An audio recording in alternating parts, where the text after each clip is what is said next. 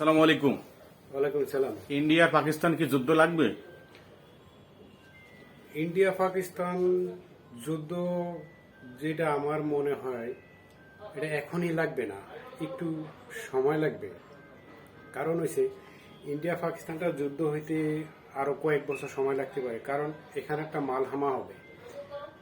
সারা পৃথিবীর 80টা রাষ্ট্র যুদ্ধ করবে।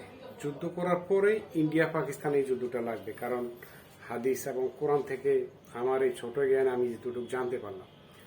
সো এইটা একটা হয়তো ইন্ডিয়ার পরিকল্পনা হইতে পারে, বা পাকিস্তানেরও পরিকল্পনা হইতে পারে, বা পাকিস্তানের ভিতরে কোনো দেখা গেছে মুজাহিদ সংগঠনের একটা পরিকল্পনা হইতে পারে। কিন্তু এই যুদ্ধটা এখনই হবে না, সবাই কিন্তু মারমুখী হবে আসলে। তারা যুদ্ধের জন্য যে প্রস্তুতি হয়ে গেছে, তারা যুদ্ধ শেষ করতে চাচ্ছে।